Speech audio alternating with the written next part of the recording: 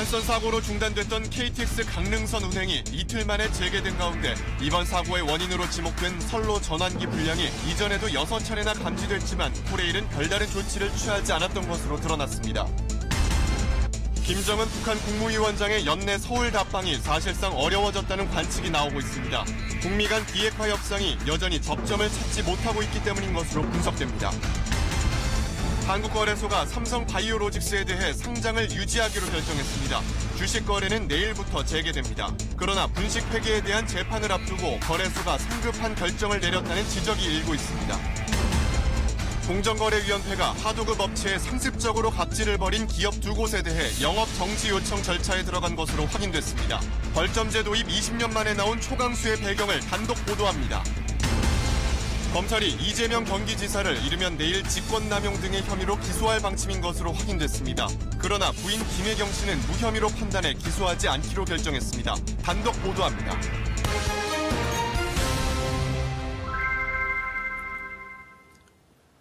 여러분 안녕하십니까? KBS 9시 뉴스입니다. 탈선 사고가 났던 KTX 강릉선 열차 운행이 오늘부터 정상화됐습니다.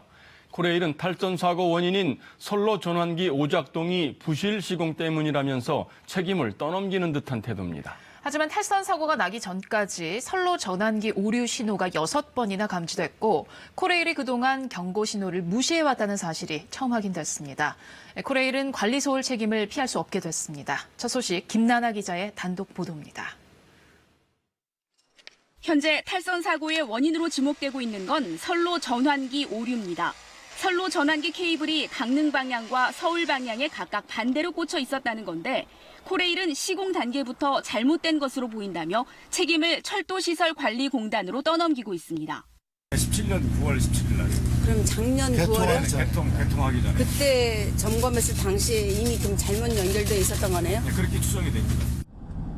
개통 1년이 다 될 때까지 연결 불량을 몰랐냐고 물었더니 그동안 오류 신호가 없어서 알아채지 못했다고 해명했습니다. 건설 단계부터 이게 거꾸로 돼 있다 보니까 이게 이제 장애는 이제 처음 일어났으니까. 그러나 KBS 취재 결과 이번 사고 이전에도 선로 전환기 불량은 6차례나 감지된 것으로 확인됐습니다. 개통 전 4차례, 개통 후 2차례 오류 신호가 떴지만 모두 1분 이내에 정상으로 돌아와 별다른 조치를 취하지 않은 것으로 드러났습니다. 이때 정밀 조치를 제대로 했다면 사고를 막을 수도 있었다는 얘기입니다. 오류 신호가 뜨면 시속 40km로 속도를 줄여야 하지만 평소처럼 100km 넘게 달린 것도 아니한 대처였다는 지적입니다. 적시되어 있는 신호기를 믿고 사실 운행하는 건데 신호 믿고 속도를 냈다가 앞에 기관차하고 추돌해서 죽는 사고는 발생할 수밖에 없는 거죠. 항공철도사고조사위원회가 다양한 가능성을 열어놓고 사고 원인을 조사하고 있는 가운데 철도특별사법경찰대도 사고 책임자 규명을 위한 수사를 전제로 내사에 착수했습니다. 문재인 대통령도 철저한 사고 규명과 고강도 쇄신책을 주문했는데 지난 2011년 광명 KTX 탈선 사고가 원인 규명에 2달 정도 걸린 것을 감안하면 이번 사고 원인 조사에도 수개월이 소요될 것으로 보입니다. KBS 뉴스 김나나입니다. 탈선 사고가 난 강릉 진부역 구간은 선로가 복선이 아니라 단선이었습니다. 상하행선 열차가 동시에 교행을 못한다는 뜻이죠. 애당초 설계 때부터 안전성을 이유로 복선화가 필요하다는 주장이 나왔지만 수지 타산이 안 맞는다는 이유로 묵살됐습니다. 돈 몇 푼 아끼려고 안전을 포기했던 겁니다. 이어서 신선민 기자입니다. 이번 탈선 사고는 열차가 단선 구간에서 선로 전환이 잘 되지 못해 일어났습니다. 선로가 복선으로 돼 있었다면 애초에 일어나지 않았을 사고입니다. 강릉선 전체 120.7km 중 복선 구간은 90%, 단선은 10%로 강릉역 주변에 걸쳐 있습니다. 철도 전문가들은 고속열차가 최고 속도인 시속 305km로 달리려면 복선이 필수라고 말합니다. 강릉선의 경우 복선과 단선이 혼재돼 있어 엄밀히 말해 고속철도가 아닌 고속화철도입니다. 그래서 실제 최고 운행 속도는 시속 200km. 특히 단선 구간에서는 100km 안팎으로 속도를 줄여서 운행해왔습니다. 상하행선이 같은 철로에서 교대로 다니는 만큼 사고 위험이 크기 때문입니다. 선로 전환기 이런 거를 통해가지고 계획적으로 이걸 운영을 하거든요. 그게 안전하겠냐. 고속철도 자주 왔다 갔다 해야 되고. 그런데 많은 사람들이 그거에 대해서 비판을 제기했어요. 강릉시에서도 복선 설치를 요구했지만 정부는 단선 설치로 예비 타당성 조사를 진행했습니다. 승객 수에 비해 복선 건설은 수지 타산이 맞지 않는다는 이유였습니다. 들어오고 나오고를 단선이면 못하잖아요. 교체가 안 되니까. 근데 국가 사업이다 보니까 지방자치단체에서야 뭐 정책적인 결정을 저는 못하니까. 사고 열차가 시속 100km로 달리는 바람에 최악의 경우는 피할 수 있었지만 단선 구간에 고속 처리다니면 신호 오류 등에 따른 사고 위험성은 늘 안고 있는 셈입니다. KBS 뉴스 신선민입니다. 탈선 사고의 원인이 된 선로 전환기는 전국 철도에 9,500여 개나 설치되어 있습니다. 그런데 코레일 내부 문서를 확인해 보니 한 달에 2번꼴로 선로 전환기에 고장이 생기는 것으로 나타났습니다. 어디서든 탈선 사고가 또 일어날 가능성이 있다는 얘기입니다. 이어서 오대성 기자의 단독 보도입니다. 선로 전환기는 분기점에서 열차가 특정 선로로 갈 수 있도록 만들어주는 장치입니다. KBS가 코레일의 선로 전환기 장애 자료를 분석해봤습니다. 2009년부터 6년간 선로 전환기 장애로 열차가 지연된 경우가 152건, 연평균으로는 23건, 한 달에 2번꼴로 고장이 난 겁니다. 고장 원인 1위는 부품 불량과 제작 결함이었습니다. 시공 불량이나 관리 소홀도 주요 원인 중에 하나로 자연재해나 이물질 유입 등 외부 요인보다 월등히 많았습니다. 선로 전환기에 오류가 나면 이를 경고하는 시스템이 안전장치로 마련돼 있습니다. 하지만 이번 사고처럼 시스템마저 오류를 일으키면 대형 사고 위험을 피할 수 없습니다. 어떤 일정 기간 사용하고 나면 고장이 아니더라도 교체를 해야 되고, 근데 있는데 그거는 뭐 예산 문제도 있을 거고 근데 그걸 고장 나기 전에는 알 수가 없잖아요. 전국의 선로 전환기는 9,500여 개에 이릅니다. KBS가 문제를 제기하자 코레일은 선로 전환기 부품 개선 등 보완책을 마련하겠다고 밝혔습니다. KBS 뉴스 오대성입니다. KTX 강릉선이 사고 이틀 만에 정상화됐지만 승객들은 아직도 마음이 편치 않습니다. 아침 첫 차를 타고 통근길에 나섰던 승객들은 조마조마하는 마음으로 열차에 올랐습니다. 사고 구간을 벗어나고 나서야 비로소 안도의 한숨을 내쉬었습니다. 박상용 기자입니다. 이른 새벽 강릉역을 찾은 승객들이 긴장된 표정으로 서울행 첫 차를 기다립니다. 탈선 사고 충격이 워낙 컸던 탓에 불안감을 감추지 못합니다. 고속은 달리면 사고는 큰 사고 나잖아요. 좀 그렇죠. 근데 조금 좀 어떻게 걱정이 되세요? 어떠세요? 걱정이 좀 되죠. 되게. 오영식 코레일 사장은 승객들에게 일일이 고개를 숙이며 사과했습니다. 여러분들께 큰 불편과 심려를 끼친 점에 대해서 우리 코레일 임직원들을 대표해서 사과의 말씀을 드립니다. 사고가 난 지 이틀 만에 강릉역에 KTX 열차가 들어옵니다. 첫차 탑승객은 112명으로 평소 월요일과 비슷합니다.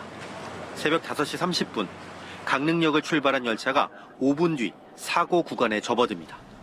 시속 30km 정도로 천천히 달려 400m 남짓한 구간을 벗어나자 점차 속도를 높입니다. 그제서야 승객들도 편안한 마음을 되찾고 부족한 잠을 청합니다. 새벽에 뉴스로 운행한다는 얘기를 들어서 좀 불안하긴 했지만 천천히 운행을 잘 안전하게 한 것 같아서 다행인 것 같습니다. 강릉을 정시에 출발한 KTX는 10분가량 지연되긴 했지만 서울역에 무사히 도착했습니다. 오늘 편성된 KTX 강릉선 왕복 36편은 별 문제 없이 정상 운행되고 있습니다. 인력 400명과 장비를 동원해 복구를 마친 코레일은 선로가 안정화될 때까지 점검반을 편성해 만일의 상황에 대비하기로 했습니다. KBS 뉴스 박상용입니다. 김정은 위원장 연내 서울 답방이 어려울 것이라는 관측이 우세해졌습니다. 문재인 대통령도 김 위원장 답방과 관련된 언급을 자제한 채 한반도 문제를 풀기 위해서 적극적으로 노력하자고 당부했습니다. 청와대 연결해서 현재 상황 알아보겠습니다. 김기현 기자, 지난주까지만 해도 김정은 위원장이 이번 주쯤이면은 답방을 할 것이다 이런 관측이 많았는데 지금은 좀 분위기가 달라진 것 같네요. 네, 사실 청와대는 지난 주말쯤에는 북측으로부터 통보가 오지 않을까 내심 기대를 했던 것 같습니다. 하지만 주말은 물론 오늘까지 북측이 별다른 소식을 내놓지 않으면서 연내 답방은 힘들 것 같다는 관측이 확산되고 있습니다. 우선 김정은 위원장이 이번 주에 답방을 단행하는 것은 거의 불가능합니다. 그렇다면 답방이 가능한 시기는 북측에서 연말 총화가 시작되기 직전인 다음 주 중반 정도밖에 남지 않습니다만 이마저도 쉽지 않아 보입니다. 방송을 시작하기 전에 복수의 청와대 관계자들과 통화를 했는데 답변은 연내 답방은 어렵다였습니다. 청와대는 다만 공식적으로 연내 답방이 어려워졌다고 발표할 계획은 없다는 입장입니다. 언제든지 북측이 결심하면 맞을 만반의 준비는 갖추고 있다는 겁니다. 문 대통령도 답방과 관련해서는 언급을 자제하는 듯한 분위기 같은데요. 어떻습니까? 네, 문 대통령은 오늘 하루 세계 인권의 날 기념식을 비롯해 모두 4건의 공개 일정을 소화했습니다. 6주 만에 수석 보좌관 회의도 주재했는데요. 여러 차례 이뤄진 공개 발언에서 김 위원장의 서울 답방과 관련된 직접 언급은 없었습니다. 서두르지 않겠다는 것과 함께 북측이 내릴 결정을 존중하겠다는 뜻이 담긴 행보로 풀이됩니다. 다만 재외 공관장들과 만찬을 함께한 자리에서 1948년 최초의 남북 협상을 거론하며 한반도 평화와 번영을 위한 적극적인 외교의 필요성을 강조해 여운을 남겼습니다. 문 대통령 발언 잠시 들어보시겠습니다. 한반도 문제는 우리가 주인이라는 인식이 매우 중요합니다. 세계와 함께 걸어가되 우리가 중심을 잃지 말아야 합니다. 청와대는 연내가 아니더라도 김 위원장의 답방 의지가 확실하다고 보고 관련 준비는 계속해 나갈 방침입니다. 지금까지 청와대에서 전해드렸습니다. 그렇다면 김정은 위원장이 서울 답방 문제를 놓고 선뜻 결단을 내리지 못하는 이유는 뭘까요? 북미 간 비핵화 협상이 순조롭지 못한 상황에서 서울 답방을 하더라도 큰 실익이 없다는 판단을 하고 있는 것이 아닌가 생각됩니다. 이어서 이효용 기자입니다. 정부가 김정은 위원장의 연내 답방을 적극 추진했던 건 남북 정상회담이 또다시 꽉 막힌 북미 비핵화 협상을 푸는 열쇠가 될 것이란 기대 때문이었습니다. 보다 중요한 것은 그 시기가 연내냐 아니냐라는 것보다는 김정은 위원장의 서울 답방이 북한의 비핵화를 더욱더 촉진하고 G20 정상회담에서 보여준 트럼프 대통령의 기대와 지지, 또 대표적 대북 강경파인 볼턴 보좌관까지 나서 비핵화에 성과가 있을 경우 제재 해제를 검토한다고 밝히는 등 미국의 유화적 메시지도 이어졌습니다. 그러나 평양 공동선언에서 영변 핵시설 사찰 카드를 꺼내고도 원하는 상응 조치를 얻지 못한 북한으로선 새 카드를 고르는데 고심할 수밖에 없습니다. 결국 이런 상황에서 서둘러 남북 정상회담에 나서더라도 대규모 경협 등의 실익을 기대하기 어렵다고 판단한 것으로 보입니다. 와서 얻을 게 없다는 그런 판단이 있겠죠. 그래서 아마 자국의 어떤 비핵화 문제, 또 경제 발전 문제, 이러한 것들을 총체적으로 한번 정리를 하고 고민에 들어간 게 아닌가. 결국 남북 정상회담을 통해 북미 교착을 뚫어보려는 시도보다는 지난달 연기된 고위급 회담을 재개해 북미가 직접 접점을 찾는 방안을 북한이 선택할 것이란 주장에 무게가 실리고 있습니다. 그동안 김 위원장의 파격 행보를 감안할 때 급작스런 답방 가능성을 완전히 배제할 수는 없지만 비핵화 조치의 실질적 진전이 선행될 경우 김 위원장의 서울 답방이 더 의미가 있을 것이란 의견이 힘을 얻고 있습니다. KBS 뉴스 이효용입니다. 오늘 홍남기 신임 경제부총리가 임명장을 받으면서 문재인 정부의 2기 경제팀이 출범했습니다. 각종 경제 지표나 전망이 좋지 않은 상황에서 바통을 이어받은 새 경제팀의 어깨가 무거울 텐데요. 산적한 과제들을 임세흠 기자가 짚어봤습니다. 80 넘은 한선문 씨가 하루 돈 10,000원을 손에 쥐려면 폐지 200kg을 모아야 합니다. 왜 많이 벌면 10,000원도 벌고 8,000원도 벌고 대중 없어요. 이거는 정부에서 뭐 받는 것도 없어요. 하위 20% 가구와 상위 20%의 소득 격차는 더 벌어지고 있고 올해 한 달 평균 32만 개 증가가 목표였던 일자리는 10만 개에도 미치지 못하고 있습니다. 이력서 한 100번 넘게 써본 것 같아요. 거기에서는 좀 스펙이라든지 좀 그런 것들을 좀 더 많이 봤었던 것 같아요. 갈수록 나빠지고 있는 체감 경기와 증가세가 꺾일 조짐이 보이는 수출은 신임 홍남기 경제부총리에게 큰 부담입니다. 둔화 국면이라는 거는 저는 엄중하게 생각하고 있습니다. 경제팀은 제가 경제 위기라는 인식감을 갖고 아주 엄중하게 대책을 만들어 가겠습니다. 홍 부총리는 소득주도 성장 정책을 이어가겠다면서도 부작용은 줄이겠다고 했습니다. 최저임금의 결정 구조와 탄력근로제 개편이 우선 스스로 제시한 과제입니다. 카풀처럼 규제에 얽힌 갈등을 해소해 경제 활력을 높이는 일도 시급합니다. 청와대와 정책 방향이 어긋나도 문제지만 야당이 바지사장 아니냐는 우려를 표했듯 소신 있는 정책도 필요합니다. 전임 김동연 부총리는 공무원은 국민에게 인기 없는 정책을 펼 용기가 필요하다는 말을 남기고 이임식 없이 떠났습니다. 새 경제팀은 내년 경제정책 방향을 다음 주에 발표할 예정입니다. KBS 뉴스 임세호입니다. 삼성 바이오로직스 고의로 분식회계를 한 것으로 금융당국이 지난달 결론을 내렸는데 한국거래소가 상장을 유지하기로 결정했습니다. 이에 따라 당장 내일부터 주식 거래가 재개되는데 논란은 계속될 것으로 보입니다. 보도에 이중근 기자입니다. 3주 넘게 중단됐던 삼성바이오로직스 주식 거래가 내일부터 재개됩니다. 그동안 상장 폐지 여부를 심사해온 한국거래소가 삼성바이오를 주식시장에서 퇴출시키지 않기로 결정했습니다. 금융당국의 고의분식회계 결정으로 거래가 정지된 지난달 14일 이후 영업일 기준으로 19일 만입니다. 거래소 측은 경영 투명성에 일부 미흡한 부분이 있었지만 삼성바이오라는 기업의 경영 상태와 재무 안정성 등을 종합적으로 검토했다고 밝혔습니다. 여기에 외국인 투자자와 소액주주 8만 명이 5조 원가량의 주식을 가지고 있다는 점도 우선적으로 고려됐을 거란 분석입니다. 지금까지 거래소가 분식회계로 상장 폐지 결정을 내린 전례도 없습니다. 또 외국인 투자도 많이 있고 이제 국민연금도 있고 여러 가지 투자들이 있었기 때문에 투자자 보호 차원에서 좀 많이 고려가 되었다고 보고 있고. 하지만 4조 5천억 원 규모의 분식회계 결론이 내려진 이후 삼성바이오는 회계장부 수정 등 어떤 조치도 취하자는 상황이라 거래 재개 결정은 너무 성급한 거 아니냐는 지적도 나오고 있습니다. 섣부른 상장 재개 결정이 과연 투자자를 보호할 수 있는 것인지, 정말 투기적인 장속에 소액 투자자들을 몰아넣어버린 것이 아닌지 되묻고 싶습니다. 삼성바이오는 현재 분식회계 결정에 불복하고 집행정지 신청과 행정소송을 제기한 상황입니다.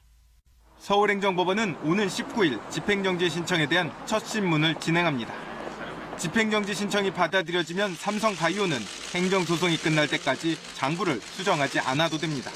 KBS 뉴스 이중근입니다. 하도급 업체의 상습적인 갑질을 일삼은 한화 SNC와 한일중공업에 대해서 공정거래위원회가 영업 정지 조치를 추진하고 있는 것으로 KBS 취재 결과 확인됐습니다. 하도급법 위반 벌점제를 도입한 지 20년 만에 처음 있는 일입니다. 최서희 기자가 단독 보도합니다.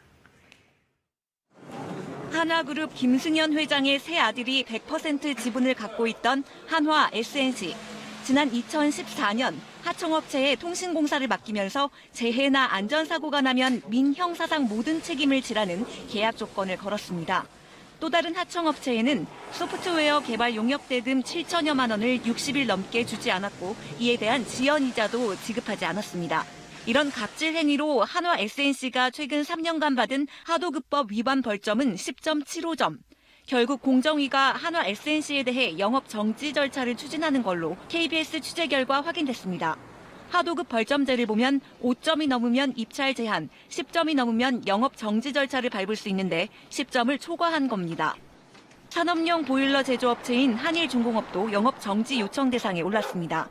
한화 SNC는 현재 한화 시스템에 합병돼 제재는 한화 시스템이 받게 됩니다. 이 밖에 벌점 5점이 초과돼 최근 입찰 참가 자격 제한 요청 대상으로 안건이 상정된 업체도 확인된 곳만 11곳입니다. 여기엔 삼성 SDS가 대주주인 CQI와 GS그룹 허창수 회장의 장남이 부사장으로 있는 GS건설 등 대기업 계열사도 포함돼 있습니다. 이제부터라도 공정거래위원회가 하도급 관련 불공정 거래에 있어서 단호한 처벌과 징계가 따라야 된다고 생각합니다. 하도급법 벌점제가 도입된 건 지난 1999년. 이번 안건들이 위원회에서 최종 의결되면 벌점제 도입 20년 만에 처음으로 영업 정지 절차에 들어가는 원청업체 사례가 됩니다. KBS 뉴스 최서희입니다. 이 하도급법 위반 벌점제는 도입된 지 20년이 됐는데요. 그동안은 왜 이런 제재 조치가 없었을까요? 기업들이 법을 잘 지켜서가 아니라 벌점 관리가 워낙 느슨해 사실상 유명무실하게 운영되고 있었습니다. 이어서 황경주 기자입니다. 공정위가 최근 5년 동안 하도급법 위반 기업에 벌점을 얼마나 줬는지 봤습니다. 한 건설사는 3년 동안 하도급법을 6번 어겨 벌점 6.25점을 받았습니다. 5점 초과로 공공입찰 제한 대상이 되자 벌점 2점을 경감받고 제재 대상에서 빠져나갑니다. 2년 동안 벌점 6점을 받은 또 다른 업체도 다시 벌점 3.5점을 깎아 제재를 받지 않았습니다. 어떻게 벌점을 없애나 봤더니 대표가 하도급 관련 교육을 3시간만 받아도 0.5점을, 입찰을 전자시스템으로 했다고 또 다시 0.5점을 깎아줬습니다. 여기에 공정위의 표창을 받으면 2점, 공정위 평가에서 최우수 등급을 받으면 3점을 깎아주는 규정도 있습니다. 벌점 관리도 엉망이었습니다. 최근 3년 동안 벌점 5점을 초과한 업체는 34곳. 이 가운데 3곳만 실제 입찰 제한을 받았는데 공정위는 이마저도 모르고 있었습니다. 첨가 제한 조치를 해야지만 이 제도가 실효성이 난다는 걸 저희들도 최근에 파악을 했습니다. 언제 알았습니까? 사실 그러니까 국감 준비하면서 알았습니다. 이렇다 보니 하청업체들은 벌점제의 의미가 없다고 말합니다. 공정위 벌점을 사실은 유명무실하다고 생각하고 있고 공정위가 뭘 해결을 해줄 수 있다. 그런 기대를 별로 안 하고 있고 공정위는 벌점 경감 규정을 고치고 계산 시스템도 자동화하는 등 제도를 개선하겠다고 밝혔습니다. KBS 뉴스 황경주입니다. 내년도 예산안이 원내 1, 2당인 민주당과 한국당만 참여한 채 처리되면서 국회는 그 후폭풍이 계속되고 있습니다. 선거제 개편 합의를 촉구하는 야3당의 비난과 압박은 특히 여당에 집중되는 모습입니다. 최영환 기자입니다. 대표 취임 100일을 단식 농성장에서 맞은 바른미래당 손학규 대표를 더불어민주당 이해찬 대표가 찾았습니다. 이 대표는 선거제 개편 논의는 정치개혁 TV에서 맡게 하자며 단식을 풀라고 했지만 의견 차만 확인했습니다. 손 대표가 단식을 그때부터 내가 협상을 시작했어요. 협상이 끝나는 걸 보고 제가 단식을 풀든지 우리가 어떻게 살아왔는데요. 되도록 빨리 건강해서 다시 막걸리도 마실 수 있게. 함께 닷새째 단식 중인 정의당 이정미 대표와도 평행선을 달리기는 마찬가지. 언제까지 어떻게라는 얘기가 나와야 됩니다. 선거법 협상은 대단히 복잡한 협상이라서 충분히 논의를 해야 돼요. 민주평화당도 이제 협치는 끝났다며 여당에 한층 더 날을 세웠습니다. 자유한국당과 기득권 동맹을 맺은 마당에 조건 없는 협치는 그것은 불가능한 일입니다. 이제 협치 종료를 정식으로 선언합니다. 야3당은 시민단체 군소정당과 함께 연내 선거제 개편 합의를 촉구하며 압박 수위를 한껏 끌어올리기도 했습니다. 야3당이 연일 총공세에 나서면서 여당은 편치 않은 모습입니다. 유치원 3법의 임시국회 처리를 공언했고 대법관 임명 동의안도 통과시켜야 하지만 민주당 의석만으로는 처리가 어렵습니다. 그렇지만 당내에선 무작정 양보할 수 없다. 정치개혁 특위라는 틀이 있는 만큼 여기서 시간을 두고 문제를 풀어가겠다는 기류가 강합니다. 가급적 빠른 시일 내에 농성을 중단하시고 정개특위를 재개해서 논의를 활성화해 주실 것을 요청합니다. 내일 원내사령탑 교체를 앞둔 한국당도 급할 게 없습니다. 뭐 학술에서 뭐래요? 얻을 게 없는데. 그래도 뭔가 해보겠습니다. 뭐 난 아무 책임 없다고 그랬더니. 여야 정당들은 세부 입장에서 차이가 있지만 임시국회가 필요하다는 판단은 하고 있습니다. 따라서 내일 한국당 새 지도부가 선출되면 여야가 회동에 나설 수 있다는 관측도 나옵니다. KBS 뉴스 최영원입니다. 선거법 위반 등의 혐의로 수사를 받고 있는 이재명 경기지사 부부에 대해서 검찰이 이 지사는 기소하고 부인 김혜경 씨는 기소하지 않는 걸로 가닥을 잡은 것으로 보입니다. 검찰이 혜경군 김 씨라는 트위터 계정 주인이 누구인지 특정할 만한 증거를 확보하지 못했기 때문입니다. 황진우 기자의 단독 보도입니다. 검찰이 이재명 경기지사를 직권남용과 허위사실 공표 혐의로 기소하기로 결정했습니다. 검찰 관계자는 경찰이 기소 의견으로 송치한 3가지 혐의에 대한 공소유지가 가능하다고 밝혔습니다. 지난 2012년 4월 성남시 공무원들에게 친형인 고 이재선 씨에 대한 강제 입원을 요구하면서 직권을 남용했고 지난 지방선거 운동 기간 허위 사실을 공표했음을 입증할 수 있는 충분한 증거를 확보했다는 겁니다. 이 지사는 선거 과정에서 과거 검사 사칭 사건을 부인했고 확정되지 않은 대장동 개발 계획의 효과를 확정된 것처럼 공표했습니다. 검찰은 특히 친형 강제 입원 시도와 관련해 직권남용 혐의를 적용하면서 조울증 가능성이 높다고 평가했던 전 분당 서울대병원 정신과 의사의 결정적인 진술을 확보했습니다. 이 의사는 나쁜 행동과 정신병은 다른 것인데 당시 이재선 씨의 행동이 나쁜 행동일 수는 있지만 정신병에 의한 행동은 아니었다고 진술한 것으로 전해졌습니다. 배우 김부선 씨와 관련된 혐의는 검찰도 기소하지 않기로 했습니다. 한때 기소가 가능하다는 일부 견해가 있어 대검찰청까지 올라가 법리 검토를 했던 것으로 전해졌습니다. 검찰은 이 지사에 대한 공소장이 완성되는 대로 내일이나 늦어도 모레 오전에 이 지사를 기소할 방침입니다.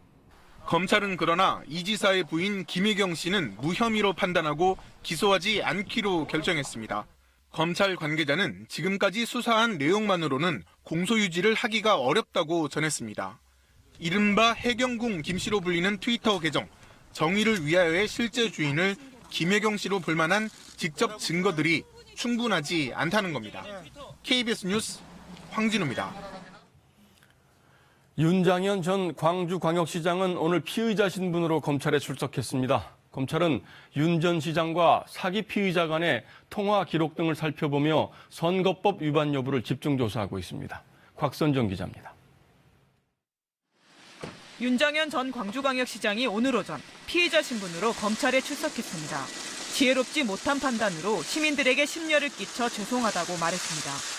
그러면서도 사기 피의자 김 씨에게 건넨 돈의 공천 대가성에 대해서는 부인했습니다. 처음부터 만약에 공천을 두고 그런 일들이 제한이 되고 제가 이루어졌다면은 당연히 의심을 하고 그런 일들이 이루어지지 않았을 거고. 윤 전 시장은 지난해 12월부터 올해 1월 사이 전 영부인을 사칭한 김모 씨에게 4차례에 걸쳐 4억 5천만 원을 건네 공직선거법 위반 혐의를 받고 있습니다. 또 공공기관 등에 김 씨 자녀의 채용을 청탁해 직권남용과 업무방해 혐의도 받고 있습니다. 검찰은 사기와 선거법 위반 혐의로 이미 구속한 김 씨와 윤 전 시장이 지난해 12월부터 10개월 동안 연락을 주고받은 것으로 보고 있습니다. 통화 12차례, 문자 메시지는 260여 건에 이릅니다. 김 씨는 윤 전 시장에게 힘이 돼주겠다며 접근한 뒤 당 대표에게도 신경 쓰라 당부했다. 경쟁 후보자와도 통화했는데 내가 만류했고 알아들은 것 같다 등의 문자를 보낸 것으로 전해졌습니다. 4월에 불출마를 선언한 윤 전 시장은 당내 경선이 끝나갈 때쯤 사정이 어렵다며 돈을 돌려달라는 취지의 문자를 김 씨에게 보냈지만 받지 못한 것으로 밝혀졌습니다. 검찰은 윤 전 시장이 건넨 4억 5천만 원 가운데 지인에게 빌렸다고 밝힌 1억 원의 출처도 살펴보고 있습니다. KBS 뉴스 곽선정입니다. 잔혹한 폭행과 엽기적인 행각으로 물의를 일으켜 구속된 한국미래기술 양진호 회장이 검찰과 경찰을 상대로 금품 로비를 한 정황이 포착됐습니다. 검찰과 경찰은 즉각 사실관계 파악에 나섰습니다. 고은희 기자입니다. 경찰의 압수수색 일정을 미리 빼내는가 하면 압수하기 전에 전날 압수가 들어가는 사실 저희는 다 알고 있었습니다. 집단 폭행에 대한 수사도 무마시키고 그렇게 대대신을 해달라, 참고인 조사해달라 하는 소리를 넣지만 아무 조치를 취하지 않더라고요. 내가 실제로 검찰이나 경찰을 가지고 있구나. 양진호 회장이 경찰과 검찰로부터 특혜를 받았다는 의혹이 제기된 대목입니다. 뉴스타파 등은 이 같은 의혹을 뒷받침하는 정황 증거가 나왔다고 보도했습니다. 2015년 초 양 회장은 저작권 위반 문제로 콘텐츠 회사와 소송을 하던 중이었습니다. 양 회장은 당시 부하 직원과의 메시지를 통해 서울중앙지검에 2천만 원을 보내 사건을 수원지검 성남지청으로 이관시켰다고 주장합니다. 성남지청에는 5천만 원을 보내겠다는 계획도 밝힙니다. 당시 양 회장은 저작권법 위반 혐의로 집행유예 상태여서 추가 혐의가 드러나면 구속될 수도 있었습니다. 뉴스타파 등은 양 회장이 언급한 대로 사건이 성남지청으로 이관돼 결국 불기소 처분을 받았다며 로비 의혹을 제기했습니다. 또 검경을 대상으로 기프트 카드 등을 제공한 의혹도 있다고 보도했습니다. 이에 성남지청은 사건 이관 경위 등 기본적인 사실관계 파악에 나섰다고 밝혔습니다. 양 회장의 비자금 의혹 등을 수사 중인 경찰은 검경 로비 의혹에 대해서도 수사에 착수하기로 했습니다. KBS 뉴스 고은입니다. 오늘 오후 2시쯤 서울 여의도 국회의사당 인근에서 택시 노조원인 57살 최모 씨가 운전석에서 휘발성 물질로 불을 붙여 중상을 입고 병원 치료를 받다 숨졌습니다. 택시 노조 대의원인 최 씨는 오늘 오전 노조 간부에게 전화해서 카풀 서비스에 반대해 분신하겠다고 예고한 것으로 알려졌습니다. 오늘은 세계 인권선언이 채택된 지 꼭 70주년이 되는 날입니다. 오늘 열린 기념식에서 모델 한현민 씨는 저의 피부색은 틀림이 아니라 다름입니다라고 말했습니다. KBS는 우리 사회에서 다름은 곧 차별이 아니라 다양성으로 존중받을 수 있도록 인식 변화를 유도하기 위해서 오늘부터 연속 보도를 준비했습니다. 우리 사회 다문화 가정 아이들이 생활하는 학교, 교실 실태는 어떤지, 이들과 공존하는 방법은 무엇인지 집중 보도합니다. 먼저 변진석 기자입니다. 시청자들을 울고 웃게 만드는 방송인 샘 해밍턴 씨의 아들 윌리엄, 축구선수 박주호 씨의 딸 라은이. 다문화 가정의 아이들이지만 선뜻 다문화로 받아들여지진 않습니다. 다문화라는 말 속에 동남아나 중국계 저소득층이라는 선입견이 녹아있기 때문입니다. 다문화 하면 어느 나라가 제일 먼저 떠오르세요? 필리핀이요. 그럼 경제적으로는 상중하 중에 어느 계층일 것 같으세요? 하라고 생각합니다. TV에서 봐온 것도 있고 넉넉하지 못하다고 생각합니다. 지난해 한 조사를 보면 다문화 가정의 54%는 경제적으로 중하층, 29%는 하층일 것이라는 응답이 나왔습니다. 하지만 임금근로 다문화 가정의 40%는 월 평균 300만 원 이상 번다는 조사도 있어 다문화를 곧 저소득으로 인식하는 건 사회적 편견에 가깝습니다. 또 이런 사회적 인식은 결국 수많은 다문화 학생들이 학교라는 첫걸음부터 어려움을 겪는 이유가 됩니다. 우리나라 전체 학생 수는 줄고 있지만 다문화 학생은 지난해 처음 10만 명을 넘었고 올해는 12만 명도 넘어섰습니다. 일부 지역에서는 다문화 학생 비율이 70에서 80%에 이르는 학교도 등장했습니다. 그래서 여성 결혼 이민자들이 많이 늘어나고 있고 외국인 근로자들이 점점 늘어나고 있습니다. 이들이 한국 사회에 정착하면서 그 자녀의 교육 문제도 대두가 되었고 다문화가 특수한 현상이 아닌 일상이 된 우리 교실. 수많은 윌리엄과 나은이를 어떻게 잘 키워낼지 고민해야 합니다. KBS 뉴스 변진석입니다. 그렇다면 이 다문화 가정 아이들이 날마다 맞닥뜨려야 하는 학교, 교실은 이들에게 어떤 곳일까요? 이들이 행복하게 교육받을 수 있는 준비를 제대로 하고 있을까요? 유감스럽게도 대답은 아직도 멀었다입니다. 다문화 가정 아이들이 많이 있는 서울의 한 초등학교를 변기성 기자가 다녀왔습니다. 정답은 2번입니다. 중에 정답이 있을까요? 없을까요? 여느 초등학교 교실과 다르지 않은 신나 보이기까지 하는 수업 시간. 1위를 돼서 4, 5, 8이 7은 28%. 그런데 국어 시간이 되자 갑자기 분위기가 가라앉습니다. 발표를 친구. 선생님이 한번 부탁해볼까요? 아무도 없어요? 더듬더듬 책 읽기는 괴롭기만 하고 아기가 높은 곳 난다고 엉뚱한 책을 꺼낸 채 중국어로 된 답을 적어 넣기도 합니다. 그나마 한국에서 나고 자란 아이들은 괜찮은 편. 학년기 중간에 입국해 우리말을 거의 못하는 중도 입국 학생이 전국 다문화 학생의 20%입니다. 국어는 도구적 교과라고도 하잖아요. 언어적인 내용을 학생들이 잘 인지하고 있지 못하면 다른 과목도 잘 할 수 없듯이 우리말을 가르치는 예비학교를 운영하기도 하지만 명확한 설치 기준이 없다 보니 전국 초중고중 269곳은 중도 입국 학생이 10명이 넘는데도 예비학교가 없는 것으로 나타났습니다. 수업을 돕는 통역 강사의 수도 불과 650명, 강사 1명이 학생 36명을 맡아야 합니다. 선생님이 상담을 위해 구글 번역기를 써야 하는 실정입니다. 해남경 같은 경우는 이제 통역하실 분이 안 계시니까 뭐 이렇게 구글 번역기 켜놓고 그냥 의사소통을 해야 되는 거예요. 어쩔 수 없으니까 이제 걔도 답답하고 저도 답답하니까. 정부의 지원 사업도 치밀하지 못합니다. 교육부와 여성가족부가 멘토링 서비스를 거의 똑같이 제공하다 보니 서비스를 아예 못 받는 경우가 넘쳐나는데도 멘토가 2명 이상 중복 지원된 경우가 350여 건에 달했습니다. 선생님들은 다문화는 다양성일 뿐 아이들의 족쇄가 되어서는 안 된다고 말합니다. 아이들은 누구나 다 순수한 마음을 가지고 있고 또 학부모님들 또한 내 자식이 바르게 자라는 것을 기대하고 계시는 것은 국적을 불문하고 모든 부모들이 가지고 있는 마음 똑같다. 아이들이 차별 없이 자라기 위해 우리 교실은 많은 준비가 필요해 보입니다. KBS 뉴스 병기상입니다. 승용차 한 대가 무서운 속도로 질주합니다. 다른 차를 피하려다가 결국 건물을 들이받아 중고등학생 4명이 숨졌고 1명이 크게 다쳤습니다.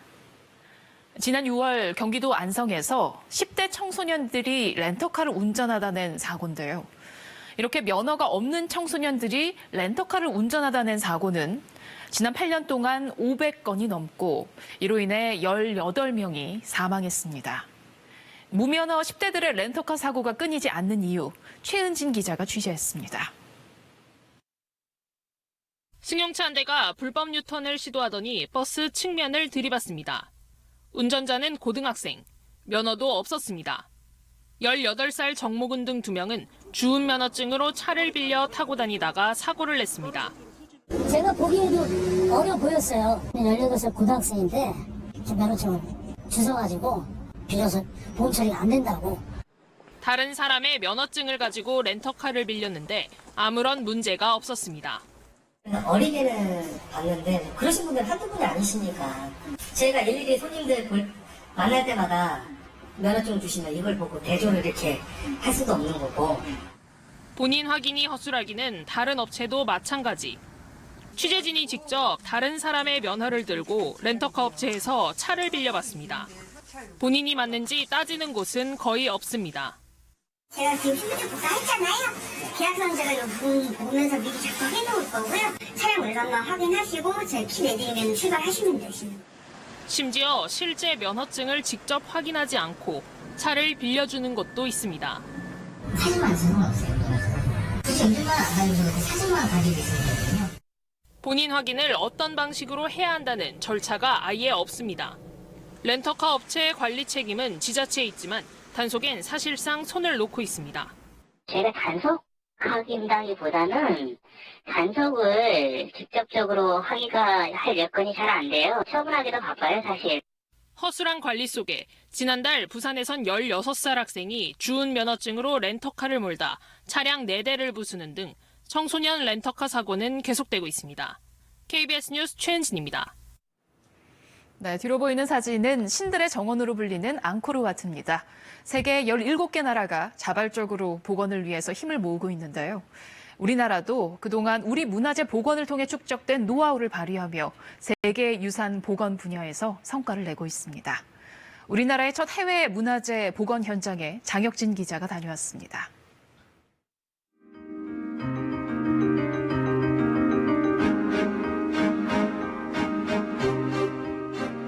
유네스코 세계유산인 라오스의 왁푸 유적군입니다. 천년 역사를 자랑하는 홍낭시다 사원. 뒤편은 완전히 허물어졌고 사원은 붕괴되기 직전입니다.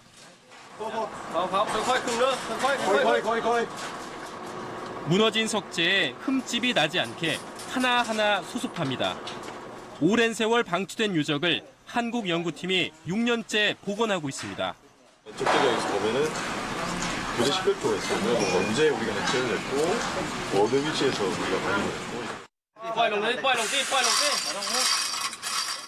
삼각대와 도르래를 연결해 수백 킬로그램짜리 돌을 들어올립니다.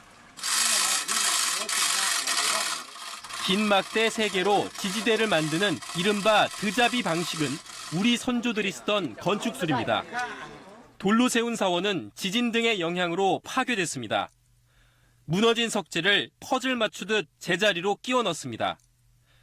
깨져버린 돌은 똑같은 크기의 새 돌을 이어붙여 원래대로 만듭니다. 익산 미륵사지 석탑 복원에 썼던 첨단 기술입니다. เสนอเติมเกี่ยวกับการช่วยเหลือของรัฐบาลเกาหลีต่อการ บูรณะของนางสีดานี้ถ้าเว้าการสมเทียบระหว่างบรรดาประเทศที่ช่วยเหลือผ่านมา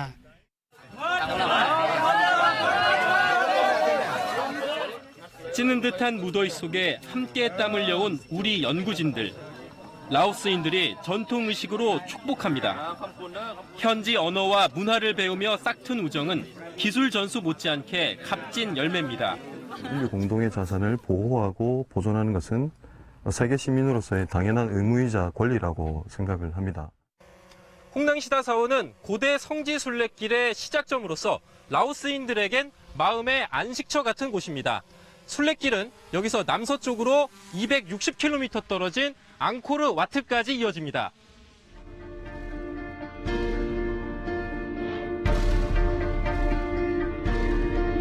세계의 3대 불교 성지인 미얀마 바간. 독특한 모습의 파야톤주 사원은 2년 전 대지진으로 심하게 훼손됐습니다. 미얀마 군부가 시멘트를 발라 땜질식으로 보수해 놓은 이곳도 우리 기술로 복원하기로 했습니다.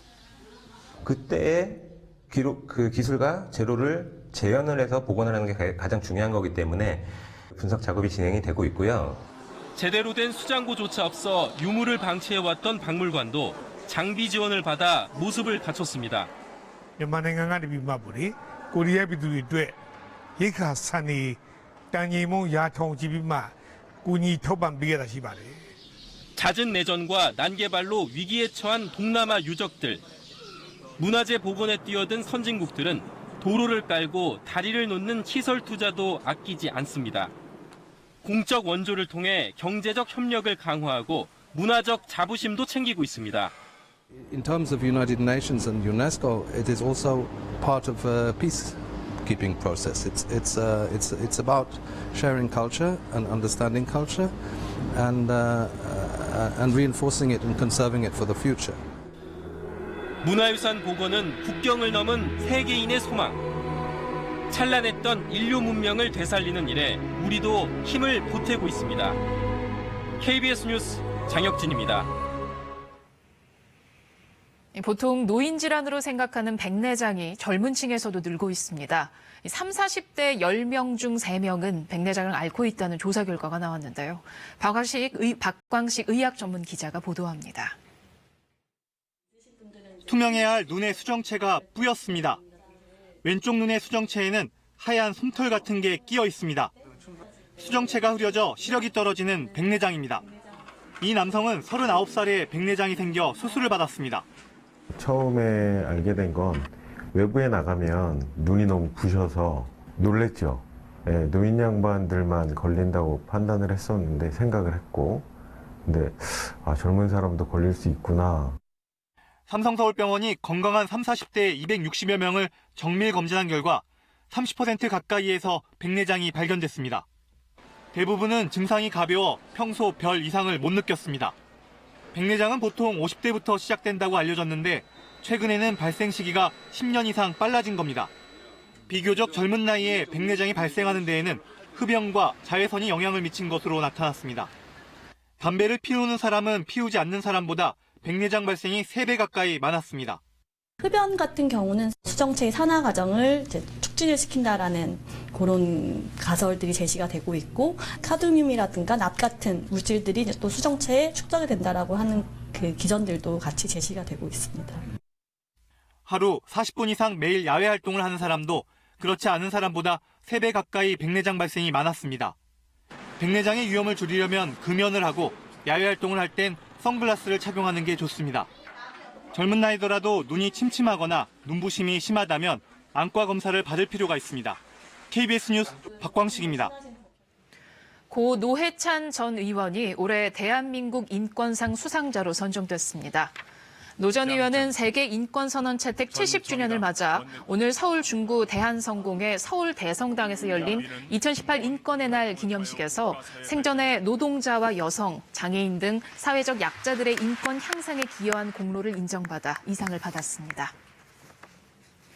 문재인 대통령이 오늘 양승동 KBS 사장을 임명했습니다. 1989년에 KBS의 PD로 입사한 양승도 사장은 지난 4월부터 고대영 전 사장의 자녀 임기를 맡아왔으며 문 대통령의 임명 제가에 따라 앞으로 3년 동안의 임기를 새로 시작하게 됩니다.